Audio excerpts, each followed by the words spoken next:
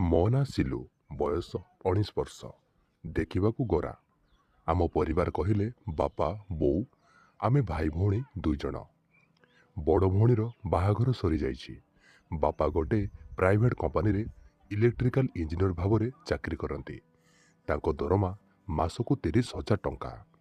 ଆମେ ବେଶ ହସ ଖୁସିରେ ଥାଉ। ବାପା କମ୍ପାନୀରେ ରୁହନ୍ତି। ମାସକୁ 2-3 ଦିନ ଥର ଆସନ୍ତି। ଘରେ ବୋଉ ଆଉ ମୁଁ ଏକୁଟିଆ ରହୁ। ଏବେ ମୋର +3 ପ୍ରଥମ ବର୍ଷରେ ମୁଁ ପଢ଼ୁଥାଏ। ବୋଉ ଦେଖିବାକୁ ତେଲୁଗୁ ମୁଭିରେ ମା ରୋଲ୍ କରୁଥିବା ପବିତ୍ରା ଲୋକେଶ ଭଳି ଗୋରା ଆଉ ସୁନ୍ଦରୀ ମଧ୍ୟ। ବୋଉର 34 ସାଇଜର ଦୁଧ ଆଉ 30 ଅଣ୍ଟା ସାଙ୍ଗକୁ 36 ସାଇଜର ବଡ଼ ଗାଣ୍ଡି ଆମ ଗାଁ ଟୋକାମାନଙ୍କୁ ପୁରା ପାଗଳ କରିଦିଏ। ଆମ ଗାଁ ଟୋକାମାନେ ବୋଉକୁ ବହୁତ ଲାଇନ୍ ମାରନ୍ତି ଆଉ ଖରାପ ଖରାପ କମେଣ୍ଟ ମଧ୍ୟ କରନ୍ତି। ହେଲେ ବୋଉ କିଛି କହେନି। ମୋ ବୋଉ ଟିକେ ବେଧେଇ ମାଇକିନା ଗାଁ ଟୋକାମାନଙ୍କ ଆଗରେ ତା ବିଶାଳ ଗାଣ୍ଡିକୁ ହଲେଇ ହଲେଇ ଚାଲେ। ଆଉ ସେମାନେ ବୋଉକୁ ଖରାପ କଥା କହିଲେ ବୋଉ ତାଙ୍କ କଥା ଶୁଣି ଶୁଣି ମଜା ନିଏ। ଗାଁ ଟୋକାମାନେ ବୋଉର ନାଁ ବିପାଶା ବାସୁ ଦେଇଛନ୍ତି। ହେଲେ ବୋଉର ଗୋଟେ ଗୁଣ ମୋତେ ବହୁତ ଭଲ ଲାଗେ। ସେ କେଉଁ ପରପୁରୁଷର ବାଣ୍ଡ ଅପେକ୍ଷା କାକୁଡ଼ି ଆଉ ବାଇଗଣକୁ ବେଶୀ ଭଲ ପାଏ। ବୋଉ ମତରେ ବାଣ୍ଡର ଗୋଟେ ସମୟସୀମା ଥାଏ। ସମୟ ସରିଗଲେ ବାଣ୍ଡରୁ ଶକ୍ତି କମିଯାଏ। ହେଲେ କାକୁଡ଼ି କିମ୍ବା ବାଇଗଣର ସମୟସୀମା ନଥାଏ। ତାକୁ ଯେତେ ସମୟ ଚାହିଁବ ସେମିତି ଯେମିତି ଚାହିଁବ ଯେମିତି ଇଚ୍ଛା କରିପାରିବ। ଆଉ କାକୁଡ଼ିରେ ଲୋକଙ୍କର ଡର ଭୟ ନଥାଏ। ଯେତେବେଳେ ବାପା ଘରକୁ ଆସନ୍ତି ବୋଉ ଆଉ ବାପା ନିର୍ଧୁମ ଘିହାଘି ହୁଅନ୍ତି। ଆଉ ବାପା ଚାଲିଗଲେ ବୋଉ କାକୁଡ଼ି ଦ୍ୱାରା ତା ବିଆକୁ ଶାନ୍ତ କରେ। ଗୋଟେ ଦିନ ବୋଉ ଆଉ ମୁଁ ଦିନ 11ଟା ବେଳକୁ ଚାଲି ଚାଲି ମାର୍କେଟ ଯାଉଥିଲୁ। ମାର୍କେଟ ଆମ ଗାଁଠାରୁ କିଛି ଦୂରରେ ହେବ। 4ଟା ଛତରା ଟୋକା ଆମ ଗାଁ ବରଗଛ ମୂଳରେ ବସିଥାନ୍ତି। ଆମ ଗାଁ ବରଗଛ ପାରି ହେଲେ ମାର୍କେଟ ଯାଏ ସୁନସାନ ରାସ୍ତା। ସେଇ ବରଗଛ ପାଖରେ ପହଞ୍ଚିଲା ବେଳକୁ ପ୍ରଥମ ଟୋକା କହିଲା, ଦ୍ୱିତୀୟ ସାଙ୍ଗ କହିଲା, ହଇ ଦେଖ ବିପାଶା ବାସୁ ଯାଉଛି। ତାପରେ ତୃତୀୟ ଟୋକା କହିଲା, ଆରେ ସାଙ୍ଗ, ଗୋଠକୁ ଗାଈ ସିନା ଏକୁଟିଆ ଆସିଲେ ଗାଈ ପାଖକୁ ଷଣ୍ଢ ଆସିବ, ହେଲେ ଗାଈ ସାଙ୍ଗରେ ବାଛୁରୀ ନେଇ ଆସିଛି। ଚତୁର୍ଥ ଟୋକା କହିଲା, ଯାହା କୁହ ଭାଇ, ବିପାଶା ବାସୁର ଯୋଉଭଳି ବଡ଼ ଗାଣ୍ଡି ହୋଇଛି, ଇଚ୍ଛା ହେଉଛି କାମୁଡ଼ି ଗାଣ୍ଡିରୁ ପୁଳାଏ ମାଂସ ଖାଇଦେବାକୁ। ତାପରେ ସେ କହିଲା, ତା ବିଶାଳ ମାଉଁସିଆ ଗାଣ୍ଡି ଚାଲିଲା ବେଳେ ଯୋଉଭଳି ଥଲଥଲ ହେଉଛି, କେତେ ନରମ ହୋଇଥିବ ତାର ନରମ ଗାଣ୍ଡିର ମାଂସ। ମାଂସ ଆଗରେ ଠେକୁଆ ମାଂସ ବି କତା ଲାଗିବ। ପୁଣି ପ୍ରଥମ ଟୋକା କହିଲା, ଯାହା କହ ସାଙ୍ଗ, ଦେଶୀ ମଦ ପିଇ ଦେଇ ତା ଗାଣ୍ଡି ଚାଟିଦେଲେ ନିଶା ହୋଇଯିବ। ଦ୍ୱିତୀୟ ଟୋକା ପ୍ରଥମ ଟୋକା ଉପରେ ରାଗିଯାଇ କହିଲା, ଆରେ ଦେଶୀ ମଦ କ'ଣ ହେବ, ସେ ଯୋଉଭଳି ହୋଇଛି ନା, ସେ ଆମ ପାଟିରେ ମୁତିଦେଲେ ଆମକୁ ନିଶା ହୋଇଯିବ। ଏଇ କଥା ସବୁ ଶୁଣି ମୋ ମୁଣ୍ଡ ପୁରା ଗରମ ହୋଇଗଲା। ମୁଁ ତାଙ୍କ ପାଖକୁ ଯିବା ବେଳକୁ ବୋଉ ମୋତେ ଜଗିଲା। ବୋଉ କହିଲା, ତୁ ତାଙ୍କ ସହ ଝଗଡ଼ା କରନି। ମୁଁ କହିଲି, ଦେଖିଲୁ ସେମାନେ କେତେ ଖରାପ କଥା କହୁଛନ୍ତି। ବୋଉ କହିଲା, ବେକରେ ଝଗଡ଼ା କରିବା ଦରକାର ନାହିଁ। ବାପା ଆସନ୍ତୁ, ତାଙ୍କ କଥା ବୁଝିବେ। ବୋଉ ମୋତେ ରାଣ ନିୟମ ପକେଇ ରଖିଲା।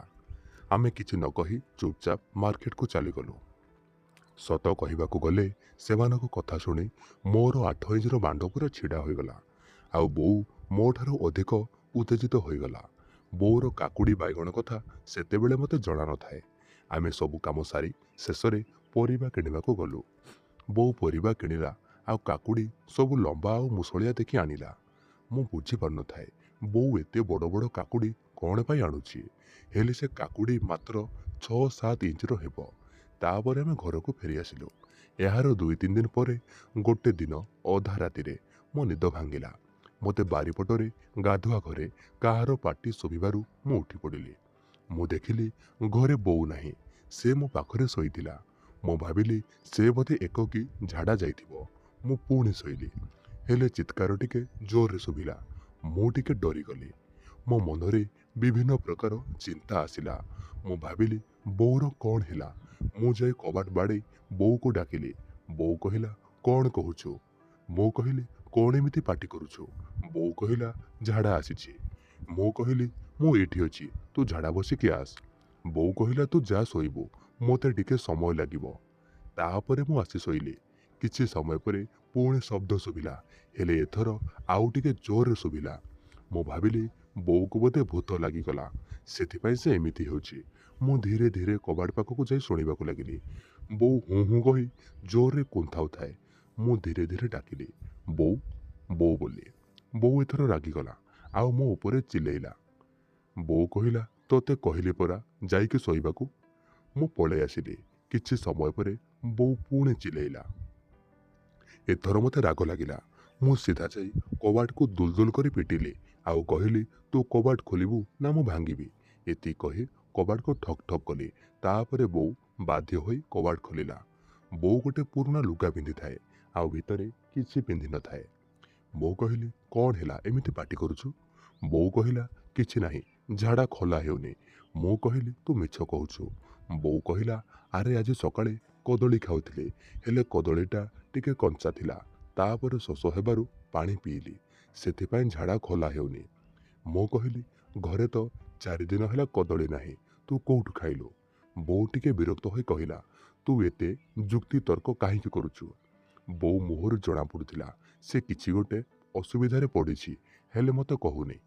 ମୁଁ ବୋଉକୁ କଅଁଳି ତେଲ ମାରିବାକୁ କହିଲି, ଲାଗିଲି। ବୋଉ ମଧ୍ୟ ଚାହୁଁଥିଲା କହିବାକୁ, ହେଲେ ସେ ନିଜକୁ ସମ୍ଭାଳି ନେଉଥାଏ। ତାପରେ ମୁଁ କହିଲି, ତୋତେ ମୋ ରାଣ, ସତ କହ ତୋର କ'ଣ ହୋଇଛି? ତାପରେ ମୁଁ ବୋଉର ହାତକୁ ଆଣି ମୋ ମୁଣ୍ଡ ଉପରେ ରଖିଲି। ବୋଉ କହିଲା, ତୁ କାହିଁକି ମୋତେ ରାଣ ନିୟମ ପକାଉଛୁ? ମୁଁ ତୋତେ କେମିତି କହିବି, ମୁଁ ବୁଝିପାରୁନି। ମୁଁ କହିଲି, ତୁ କିଛି ଚିନ୍ତା କରନି, ମୋତେ ସିଧା ସିଧା କହିଦେ। ତାପରେ ବୋଉ ଭିଡ଼ିମୋଡ଼ି ହୋଇ କହିଲା, ମୁଁ ଗୋଦାମରେ କାକୁଡ଼ି ପୁରାଉଥିଲି, କାକୁଡ଼ିଟା ଗୋଦାମ ଭିତରେ ପଶିଯାଇଛି, ବାହାରୁନି। ମୁଁ କହିଲି, ତୁ କ'ଣ କହୁଛୁ? କାକୁଡ଼ି ଗୋଦାମ? ମୁଁ କିଛି ବୁଝିପାରୁନି। ଏଇଠି ଗୋଦାମ କୁଆଡ଼ୁ ଆସିଲା? ବୋଉ କହିଲା, ଆରେ ବୋକା, ଏତେ ବଡ଼ ହେଲୁଣି, କଲେଜରେ ପଢ଼ୁଛୁ, ଜାଣିପାରୁନୁ କ'ଣ ଗୋଦାମ ବୋଇଲେ ଗାଣ୍ଡି। ମୁଁ କହିଲି, କାହା ଗାଣ୍ଡି? ବୋଉ ରାଗିଯାଇ ମୋ ଗାଲକୁ ଗୋଟେ ଚାପୁଡ଼ା ମାରି କହିଲା, ମୁଁ ମୋ ଗାଣ୍ଡିରେ କାକୁଡ଼ି ପୁରାଉଥିଲି, କାକୁଡ଼ିଟା ଗାଣ୍ଡି ଭିତରେ ଗଳିଗଲା, ଆଉ ବାହାରୁନି। ମୁଁ କହିଲି, ତୁ କାକୁଡ଼ିଟା ଗାଣ୍ଡିରେ କ'ଣ ପାଇଁ ପୁରାଉଥିଲୁ କି? ବୋଉ ପୁଣି ରାଗିକି କହିଲା, ମୋର ଇଚ୍ଛା ହେଲା ସେଥିପାଇଁ। ମୁଁ କହିଲି, ତାହେଲେ କ'ଣ କରିବା, ମେଡ଼ିକାଲ ଯିବା? ବୋଉ କହିଲା, ନା ନା, ମେଡ଼ିକାଲ ଗଲେ ସମସ୍ତେ ଜାଣିବେ, ମୋର ଇଜ୍ଜତ ପଳେଇବ। ମୁଁ କହିଲି, ତୁ ଝାଡ଼ା ବସିବା ପରି ଚେଷ୍ଟା କରୁନୁ। ବୋଉ କହିଲା, ସେତେବେଳଠୁ ତ ଚେଷ୍ଟା କରୁଛି, ବାହାରୁନି। ମୁଁ କହିଲି, କାହିଁ ଦେଖେଇଲୁ? ବୋଉ କହିଲା, ପାଗଳ ନା କ'ଣ, ତୋତେ କେମିତି ଦେଖେଇବି? ମୁଁ କହିଲି, ତୁ ତ ମେଡ଼ିକାଲ ଯିବାକୁ ମନା କରୁଛୁ, ମୋତେ ଦେଖା କହିଲେ ମନା କରୁଛୁ, ତାହେଲେ କ'ଣ କରିବା କହ? ବୋଉ କିଛି ନ କହି ଚୁପ୍ ରହିଲା। ମୁଁ ବୋଉ ମୁହଁରୁ ଗୋଟେ ନିରାଶ ଭାବ ଦେଖି ପଡ଼ୁଥାଏ। ମୁଁ ବୋଉର ଗୋଟେ ହାତକୁ ଧରି ଆଉଁସି ଆଉଁସି କହିଲି, ତୁ ମୋତେ ପୁଅ ବୋଲି ଭାବେନି, ମୋତେ ଡାକ୍ତର ବୋଲି ଭାବ, ଦେଖା କାଳେ ମୁଁ କିଛି ସାହାଯ୍ୟ କରିପାରେ। କିଛି ସମୟ ଏମିତି ବୁଝେଇବା ପରେ ବୋଉ ରାଜି ହୋଇଗଲା। ମୁଁ କହିଲି, ଘରକୁ ଚାଲ, ଘରେ ଦେଖିବା। ତାପରେ ବୋଉ ଆଉ ମୁଁ ଘରକୁ ଗଲୁ। ମୁଁ ବୋଉକୁ କହିଲି, ଏବେ ଦେଖା କ'ଣ ହୋଇଛି। ବୋଉ ପାଖରେ ଆଉ କିଛି ଉପାୟ ନଥିବାରୁ ସେ ଠିଆ ହୋଇ ତାର ବିଶାଳ ଗୋରା ଗାଣ୍ଡି ଉପରୁ ଲୁଗାକୁ ଟେକିଲା। ତା ଗାଣ୍ଡି ଦେଖି ମୋ 8 ଇଞ୍ଚର ବାଣ୍ଟ ପୁରା ଛିଡ଼ା ହୋଇଗଲା।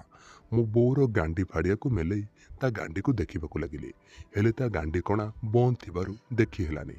ମୁଁ ବୋଉକୁ କହିଲି, କିଛି ଦେଖାଯାଉନି। ବୋଉ କହିଲା, ରହ, ମୁଁ ଆଣ୍ଠେଇ ରହୁଛି, ଦେଖିବୁ। ତାପରେ ବୋଉ 2 ହାତରେ ଭରା ଦେଇ ଆଣ୍ଠେଇ କୁକୁର ଭଳି ରହିଲା, ହେଲେ ମଧ୍ୟ ତା ଗାଣ୍ଡି କଣା ବନ୍ଦ ଥାଏ। ମୁଁ କହିଲି, ତୁ ଟିକେ ଗାଣ୍ଡି ଫାଙ୍କା କରୁନୁ।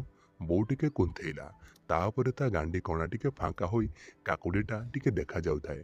ମୁଁ କହିଲି, ହେଇ ଅଛି ଭିତରେ, ନେଳିଆ ନେଳିଆ ଦେଖାଯାଉଛି। ବୋଉ କହିଲା, କାକୁଡ଼ିଟା ନେଳିଆ ନେଳିଆ ଦେଖାଯିବନି, ଆଉ କ'ଣ କଳା କଳା ଦେଖାଯିବ କି? ତାପରେ ମୋ ମୁଣ୍ଡକୁ ଗୋଟେ ଉପାୟ ଆସିଲା। ମୁଁ ଘରୁ ଗୋଟେ ଲମ୍ବା ଛୁଞ୍ଚି ନେଇ ଆସିଲି, ଯେଉଁଟାକୁ ଧାନ ବସ୍ତା ସିଲେଇ କରାଯାଏ।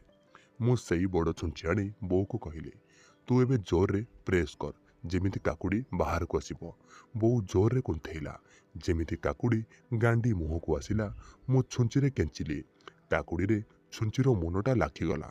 ମୋ ବୋଉକୁ କହିଲି, ତୁ ଜୋରରେ ପ୍ରେସର ଦେ, ମୁଁ ଛୁଞ୍ଚିରେ ଭିଡ଼ି ବାହାର କରିବି।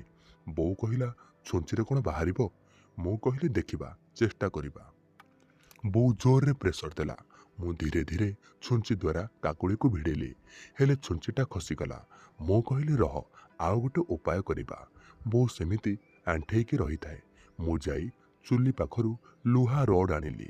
ସେ ଲୁହା ରଡ଼ର ଗୋଟେ ପଟ ମୁନିଆ ହୋଇଥାଏ, କାରଣ ସେଥିରେ ବୋଉ ଆଳୁ ବାଇଗଣ ପୋଡ଼ାପୋଡ଼ି କରେ।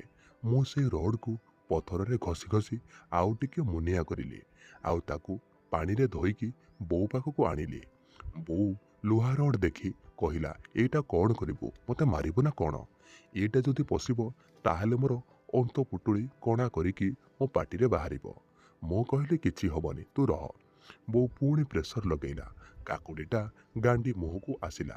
ମୁଁ ଲୁହା ରଡ଼କୁ କାକୁଡ଼ି ଦେହରେ ଗେଞ୍ଜିବାକୁ ଚେଷ୍ଟା କଲି, ହେଲେ କିଛି ଲାଭ ହେଲାନି। ଓଲଟି କାକୁଡ଼ିଟା ବୋଉର ପେଟ ଭିତର ଆଡ଼କୁ ପଳେଇଲା। ମୁଁ ରାଗିଯାଇ କହିଲି, କାକୁଡ଼ିଟା ଯଦି ବାହାରୁନି ତାହେଲେ ତୁ ପୂରେଇଲୁ କେମିତି? ବୋଉ କହିଲା, କାକୁଡ଼ିର ଗୋଟେ ପଟ ଛୋଟ ଥିଲା, ସେଇ ପଟ ପୂରେଇ କାକୁଡ଼ି ଉପରେ ଉଠୁବସ ହେଉଥିଲି।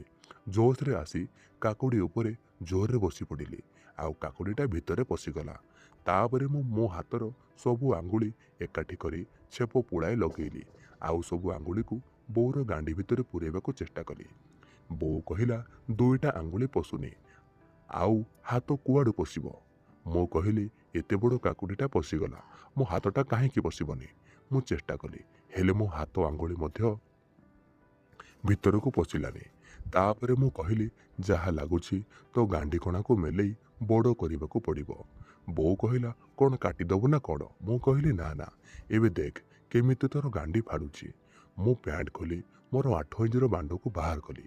ମୋର ଏତେ ବଡ଼ ମୁଷଳ ମୋଟା ବାଣ୍ଡ ଦେଖି ବୋଉ ପୁରା ଡରିଗଲା। ମୋ ବାଣ୍ଡ ଆଗରେ ସେ କାକୁଡ଼ି ସାମାନ୍ୟ ମାତ୍ର। ବୋଉ ମୋର ଗୋଡ଼ ହାତ ଧରି ଗୁହାରି କରିବାକୁ ଲାଗିଲା, ଏ ପୁଅ ଥାଉରେ, ମରିଯିବିରେ, ମୋର ଦରକାର ନାହିଁ, କାକୁଡ଼ି ନ ବାହାରିଲେ ନାହିଁ। ହେଲେ ମୁଁ କହିଲି, ଆଲୋ ତୁ ଏତେ କାହିଁକି ଚିନ୍ତା କରୁଛୁ?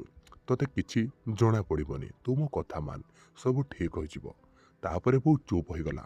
ହେଲେ ଏବେ ବି ମୋ ବାଣ୍ଡକୁ ସେ ଭୟ କରୁଥାଏ, ତାର ଗୋଡ଼ ହାତ ଥରୁଥାଏ। ମୁଁ ବୋଉର ମୁହଁ ପାଖକୁ ଯାଇ ବୋଉ ପାଟିରେ ମୋର 8 ଇଞ୍ଚର ବାଣ୍ଡକୁ ଘଷିଲି, ଆଉ ତା ପାଟିରେ ପୂରେଇଲି। ହେଲେ ବୋଉ ପାଟି ଭିତରେ ମୋର ବାଣ୍ଡ ପଶୁନଥାଏ। ମୁଁ ବୋଉକୁ କହିଲି, ଆଲୋ ଟିକେ ବଡ଼ ପାଟି କରୁନୁ। ବୋଉ ପାଟିକୁ ଟିକେ ଜୋରରେ ଖୋଲିଲା। ମୁଁ ମୋର ବାଣ୍ଡକୁ ତା ତଣ୍ଟି ଯାଇ ପୂରେଇ ଦେଲି। ମୋ ବାଣ୍ଡ ଏତେ ଲମ୍ବା ଥିଲା ଯେ ମୋ ବାଣ୍ଡର ମୁଣ୍ଡି ବୋଉର ତଣ୍ଟି ପାର ହୋଇ ଆଗକୁ ଗଲା, ଆଉ ମୁଁ ଜୋର ଜୋରରେ ବୋଉ ପାଟିରେ ଗେହିବାକୁ ଲାଗିଲି। ଯେତେବେଳେ ମୋ ବାଣ୍ଡ ବୋଉର ତଣ୍ଟି ଭିତରେ ପଶୁଥାଏ, ବୋଉର ଖାଦ୍ୟ ନଳୀ ଅଜଗର ସାପ ଫୁଲିଲା ଭଳି ଫୁଲି ଯାଉଥାଏ। ବୋଉର ନିଶ୍ୱାସ ବନ୍ଦ ହୋଇଯାଉଥାଏ। ବୋଉର ଗୋରା ମୁହଁଟା ଲାଲି ପଡ଼ିଗଲା। ପ୍ରାୟ 10 ମିନିଟ୍ ବୋଉ ପାଟିରେ ଗେହିବା ପରେ ମୋ ବାଣ୍ଡ ପୁରା ଲାଳୁଆ ହେଲା। ମୁଁ ଯାଇ ଘରୁ ଜଡ଼ା ତେଲ ଡବାକୁ ଆଣିଲି, ଆଉ ସବୁଯାକ ଜଡ଼ା ତେଲ ବୋଉର ଗାଣ୍ଡି ଭିତରେ ଢାଳିଲି। ବୋଉ ସେମିତି ଆଣ୍ଠେଇକି ରହିଥାଏ। ଆଗ ବୋଉର ବାଳୁଆ ବିଆକୁ ଚାଟି ଚାଟି ଲାଳୁଆ କରିଲି। ବୋଉ ପୁରା ଗରମ ହୋଇଗଲା, ହେଲେ ବୋଉ ଭୟରେ କମ୍ପୁଥାଏ। ମୋର ମୁଷଳ ବାଣ୍ଡକୁ ବୋଉର ବାଳୁଆ ବିଆରେ ଘଷିବାକୁ ଲାଗିଲି। ଆଉ ଗୋଟେ ଧକ୍କାରେ ଅଧା ବାଣ୍ଡ ବୋଉର ବାଳୁଆ ବିଆ ଭିତରେ ପୂରେଇ ଦେଲି। ବୋଉ ପୁରା ଚିଲେଇ ଉଠିଲା, ଆଉ ଜୋରରେ କାନ୍ଦିବାକୁ ଲାଗିଲା, ହେଲେ ଆଉ ଅଧା ବସିଲାନି। ବୋଉ ବିଆର ଲମ୍ବା ବୋଧେ ମୋ ବାଣ୍ଡର ଅଧା ଯାଇ ହେଉଥାଏ। ମୁଁ କିଛି ସମୟ ସେମିତି ରହିବା ପରେ ଧୀରେ ଧୀରେ ଆଗପଛ କରିବାକୁ ଲାଗିଲି। ଏବେ ବୋଉକୁ ମଜା ଆସୁଥାଏ। ମୁଁ ଫୁଲ୍ ସ୍ପିଡ଼ରେ ବୋଉର ବିଆରେ ଗେହିବାକୁ ଲାଗିଲି। ପ୍ରାୟ 10ରୁ 15 ମିନିଟ୍ ଗେହିବା ପରେ ବୋଉର ପାଣି ବାହାରିବାର ବେଳ ହେଲା। ବୋଉ କହିଲା, ମୋର ପାଣି ବାହାରିବ। ମୁଁ ମନେ ମନେ ଭାବିଲି, ଏଇଟା ଠିକ୍ ସମୟ। ମୁଁ ମୋ ବାଣ୍ଡକୁ ବୋଉର ବିଆରୁ ବାହାର କରି ଆଣିଲି, ଆଉ ବୋଉର ଗାଣ୍ଡି କଣାରେ ଲଗେଇକି ଦାବିଲି। ବୋଉ ଗାଣ୍ଡିରେ ଜଡ଼ା ତେଲ ଥିଲା, ଆଉ ମୋର ବାଣ୍ଡ ବୋଉ ବିଆ ଲାଳରେ ଓଦା ହୋଇଥାଏ। ତେଣୁ ମୋ ବାଣ୍ଡ ମୁଣ୍ଡିଟା ବୋଉର ଗାଣ୍ଡି ଭିତରେ ଆସ୍ତେ ଆସ୍ତେ ପଶୁଥାଏ, ବୋଉକୁ କାଟୁଥାଏ। ବୋଉ ତା ଗାଣ୍ଡିରୁ କାଢ଼ିଦେବା ପାଇଁ କହୁଥାଏ, ହେଲେ ମୁଁ କିଛି ଶୁଣିଲିନି। ଯେମିତି ମୋ ବାଣ୍ଡର ମୁଣ୍ଡି ବୋଉ ଗାଣ୍ଡି ଭିତରେ ପଶିଲା, ଗୋଟେ ନିର୍ଘାତ ଧକ୍କା ମାରିଲି। ମୋର 8 ଇଞ୍ଚର ବାଣ୍ଡ ମୂଳ ପର୍ଯ୍ୟନ୍ତ ବୋଉର ଗାଣ୍ଡି ଭିତରେ ସର କରି ଗଳିଗଲା। ବୋଉ ସିଧା ମୁହଁ ମାଡ଼ି ତଳେ ଶୋଇଲା। ମୁଁ ମଧ୍ୟ ବୋଉ ଉପରେ ଶୋଇ ରହିଲି। ବୋଉ ଖାଲି ଯନ୍ତ୍ରଣାରେ ଛଟପଟ ହେଉଥାଏ। ବୋଉର ଗାଣ୍ଡିରୁ ରକ୍ତ ବାହାରିଗଲା। କିଛି ସମୟ ରହିବା ପରେ ବୋଉ ଟିକେ ଚୁପ୍ ହୋଇଗଲା, ଆଉ ମୁଁ ଧୀରେ ଧୀରେ ବୋଉ ଗାଣ୍ଡିରେ ଗେହିବାକୁ ଲାଗିଲି। ବୋଉର ଗାଣ୍ଡି ଛିଡ଼ି ଯାଇଥିଲେ ମଧ୍ୟ ଲାଳୁଆ ଥିବାରୁ ଆଉ ଜଡ଼ା ତେଲ ଯୋଗୁଁ ତାକୁ ସେତେ ଜଣା ପଡ଼ୁନଥାଏ। ଏବେ ମୁଁ ଜୋର ଜୋର ଧକ୍କା ଦେଇ ଗେହିଁ ଚାଲିଲି। ମୋର ବାଣ୍ଡ ସିଧା ଯାଇ କାକୁଡ଼ିରେ ମାଡ଼ ହେଉଥାଏ। ବୋଉ ଏବେ ମଜା ନେଇ ଚିତ୍କାର କରୁଥାଏ। କିଛି ସମୟ ପରେ ବୋଉ ବିଆରୁ ପାଣି ବାହାରିଗଲା, ହେଲେ ମଧ୍ୟ ମୋର ବୀର୍ଯ୍ୟ ବାହାରି ନଥିଲା। ତେଣୁ ମୁଁ ସେମିତି ଗେହିଁ ଚାଲିଲି। କିଛି ସମୟ ପରେ ମୁଁ ତଳେ ଶୋଇଲି ଆଉ ବୋଉକୁ ମୋ ଉପରେ ଶୁଆଇଲି। ବୋଉ ମୋର ଅଣ୍ଟା ଉପରେ ଅଣ୍ଟାର ଦୁଇପଟେ ଆଣ୍ଠୁ ମାଡ଼ି ବସିଲା ଆଉ ମୋ ଛାତି ଉପରେ ଶୋଇ ମୋତେ କୁଣ୍ଢେଇ ଧରିଲା। ମୁଁ ଗୋଟେ ହାତ ନେଇ ମୋ ବାଣ୍ଡକୁ ବୋଉର ଗାଣ୍ଡିରେ ପୂରେଇ ତଳପଟୁ ଡେଇଁବାକୁ ଲାଗିଲି। କିଛି ସମୟ ପରେ ବୋଉ କହିଲା, ମୋତେ ଲାଗୁଛି ଏବେ କାକୁଡ଼ି ବାହାରିଯିବ। ତାପରେ ବୋଉ ମୋ ବାଣ୍ଡକୁ ତା ବାଳୁଆ ବିଆରେ ପୂରେଇ ଉଠୁବସ ହେଲା, ହେଲେ ସେ ତା ଗାଣ୍ଡିକୁ ବେଶୀ ତଳକୁ ଛେଚି ପାରୁନଥାଏ। ଏବେ ବୋଉ କହିଲା, ତୁ ତଳପଟୁ ଧକ୍କା ମାର, ମୁଁ ପ୍ରେସର ଦେଲେ କାକୁଡ଼ି ବାହାରିଯିବ। ବୋଉ ମୋ ଆଡ଼କୁ ଗାଣ୍ଡି କରି ବିପରୀତ ଦିଗରେ ମୁହଁ କଲା ଆଉ ମୋର ବାଣ୍ଡ ଉପରେ ତା ଗାଣ୍ଡିକୁ ଟେକି ରଖିଲା। ମୁଁ ବୋଉର ବାଳୁଆ ବିଆରେ ମୋ 8 ଇଞ୍ଚର ବାଣ୍ଡ ପୂରେଇ ତଳପଟୁ ଡେଇଁବାକୁ ଲାଗିଲି। ବୋଉ ଜୋରରେ କୁନ୍ଥାଉଥାଏ। ମୋ ମୁଷଳ ବାଣ୍ଡ ବୋଉର ଗାଣ୍ଡିରେ ପଶିଥିବାରୁ ବୋଉର ଗାଣ୍ଡି ଏବେ ବି ମେଲା ହୋଇ ଗୋଟେ 4 ଇଞ୍ଚର ମୋଟା ପାଇପ୍ ଭଳି ଦେଖାଯାଉଥାଏ। ମୁଁ ବୋଉର ଗାଣ୍ଡି ଭିତରକୁ ଲକ୍ଷ୍ୟ କରିଥାଏ। ବୋଉ ଯେମିତି ପ୍ରେସର ଦେଲା, କାକୁଡ଼ିଟା ଆସି ବୋଉର ଗାଣ୍ଡି ମୁହଁରେ ଅଟକିଗଲା। ବୋଉ କହିଲା, ଆହୁରି ଜୋରରେ ଗେହି ଚାଲ। ମୁଁ ମୋର ସବୁ ଶକ୍ତି ଖଟେଇ ବୋଉକୁ ତଳୁ ଗେହୁଁଥାଏ। ବୋଉ ମଧ୍ୟ ତାର ସବୁ ବଳ ଲଗେଇଲା।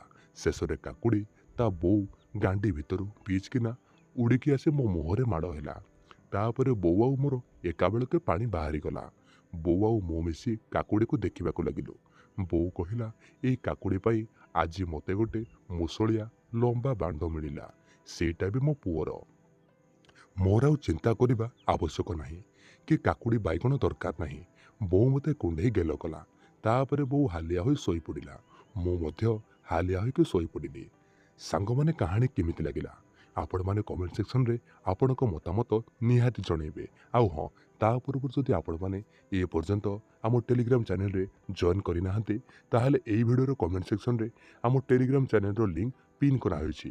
ଜଲ୍ଦି ଯାଇ ପ୍ରଥମେ ଟେଲିଗ୍ରାମରେ ଜଏନ୍ କରନ୍ତୁ। ସେଠି ମୁଁ ଆପଣମାନଙ୍କ ପାଇଁ କିଛି ଏମିତି ଜିନିଷ ରଖିଛି ଯାହାକି ମୁଁ ଆପଣମାନଙ୍କୁ ଏଇ ୟୁଟ୍ୟୁବରେ କହିପାରିବିନି। ପ୍ରଥମେ ଯାଇ ସେଠି ଜଏନ୍ କରନ୍ତୁ, ତାପରେ ଆପଣ ଜାଣିପାରିବେ ସେ ଟେଲିଗ୍ରାମରେ କ'ଣ ଅଛି କ'ଣ ନାହିଁ। ଜଲ୍ଦି ଯାଇ କମେଣ୍ଟ ସେକ୍ସନରେ ଥିବା ଲିଙ୍କରେ କ୍ଲିକ୍ କରି ଜଏନ୍ ହୁଅନ୍ତୁ। ରହୁଛି, ଧନ୍ୟବାଦ।